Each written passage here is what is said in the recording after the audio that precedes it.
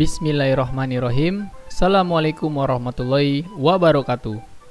Sebelum memulai pembelajaran hari ini, mari sama-sama kita berdoa. Semoga apa yang kita pelajari dapat bermanfaat untuk kita semua dan kalian selalu diberikan kemudahan oleh Allah Subhanahu wa taala. Berdoa dimulai. Mari kita mulai.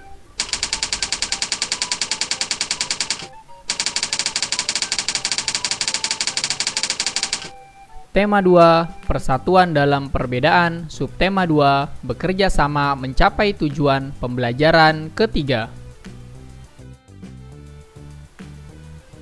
Yang pertama kita akan mempelajari muatan bahasa Indonesia tentang melengkapi peta pikiran menggunakan kalimat efektif.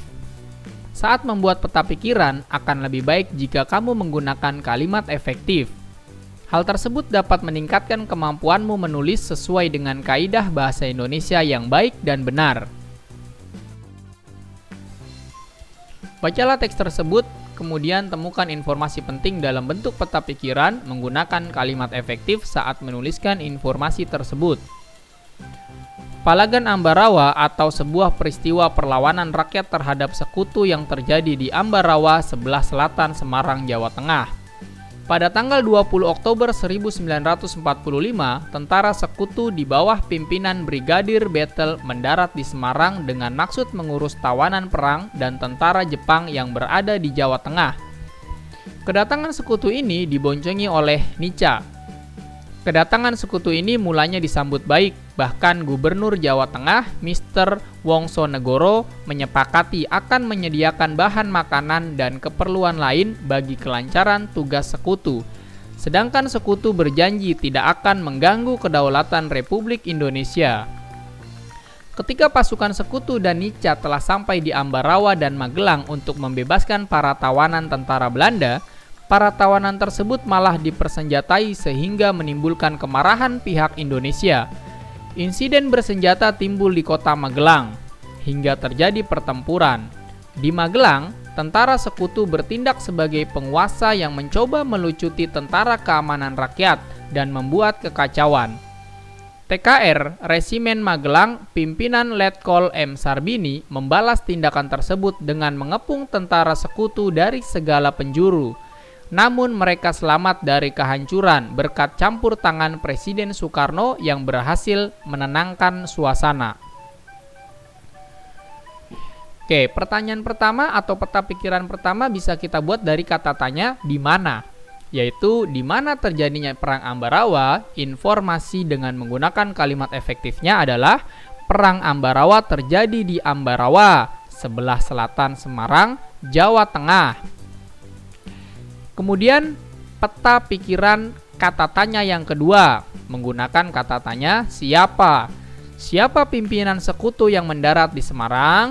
Informasinya berdasarkan kalimat efektif adalah pimpinan sekutu yang mendarat di Semarang adalah Brigadir Bethel. Dan yang terakhir kata tanya berdasarkan peta pikirannya mengapa? Mengapa pihak Indonesia marah terhadap sekutu? Kenapa ada di paragraf yang kedua. Apa informasinya? Indonesia marah karena para tawanan Belanda ternyata dipersenjatai untuk menyerang.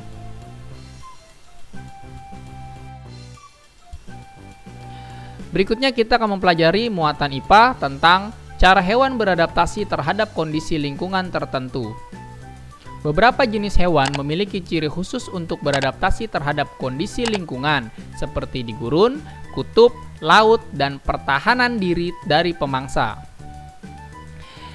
Yang pertama kita akan membahas cara hewan beradaptasi pada kondisi lingkungan tertentu. Hewan pertama yaitu unta. Unta memiliki punuk yang berisi cadangan lemak yang dapat dipecah menjadi energi. Kemudian telapak kaki unta juga lembut yang memudahkannya berjalan di atas tanah berpasir. Terdapat rambut pada kelopak mata untuk menghalangi debu masuk ke mata ketika berjalan di padang pasir. Dan unta memiliki usus juga yang sangat panjang untuk menyerap lebih banyak air dalam makanan. Oleh sebab itu, kenapa unta sangat kuat hidup di kondisi gurun yang terdapat sedikit air. Hewan yang kedua yaitu beruang kutub. Beruang kutub memiliki rambut putih sebagai kamuflase agar tidak mudah terlihat oleh pemburu. Kemudian, beruang kutub juga memiliki lapisan lemak di bawah kulit untuk bertahan di suhu dingin. Selanjutnya yaitu kelelawar. Kelelawar memiliki kemampuan ekolokasi, yaitu kemampuan untuk mendeteksi mangsa, pemangsa, dan benda di sekitarnya menggunakan pantulan bunyi. Selanjutnya yaitu burung hantu. Burung hantu memiliki penglihatan dan pendengaran yang tajam dan juga peka untuk mencari mangsa pada malam hari. Selanjutnya, lumba-lumba dan paus. Kedua hewan ini termasuk mamalia yang hidup di laut dengan alat pernafasan berupa paru-paru. Mereka kerap muncul ke permukaan laut jika akan menghirup oksigen. Selanjutnya kita akan mempelajari tentang cara hewan beradaptasi melindungi diri dari pemangsanya. Hewan yang pertama yaitu adalah cicak dan tokek.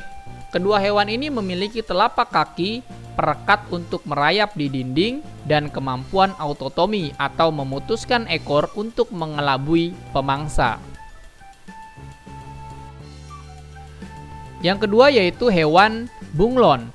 Bunglon memiliki kemampuan mimikri, yaitu kemampuan untuk mengubah warna kulit sesuai dengan kondisi lingkungannya. Jadi, bunglon ini bisa juga berkamuflase. Hewan selanjutnya yaitu adalah walang sangit. Walang sangit dapat mengeluarkan bau yang menyengat untuk melindungi diri dari pemangsanya. Selanjutnya yaitu adalah landak. Landak memiliki rambut seperti duri yang dilapisi keratin untuk menakuti musuh dan melindungi diri dari pemangsa. Hewan berikutnya adalah kalajengking.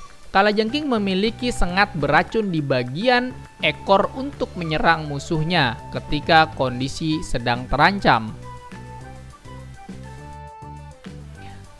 Berikutnya yaitu adalah cumi-cumi. Cumi-cumi dapat menyemprotkan cairan berwarna hitam seperti tinta untuk menghindari diri dari pemangsa. Berikutnya adalah ikan buntal. Ikan buntal ini dapat mengembungkan tubuhnya dalam situasi terancam dan juga memiliki duri-duri yang beracun pada tubuhnya. Selanjutnya yaitu adalah terenggiling dan kaki seribu. Kedua hewan ini memiliki struktur kulit yang keras.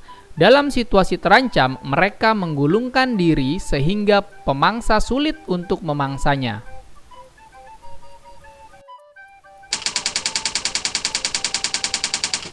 Terima kasih telah menyaksikan tayangan ini. Semoga tayangan ini bermanfaat. Apabila tayangan ini kalian rasa bermanfaat, silakan bagikan kepada orang lain karena berbagi ilmu adalah pahala. Kurang lebihnya mohon maaf, tetap jaga kesehatan. Wassalamualaikum warahmatullahi wabarakatuh.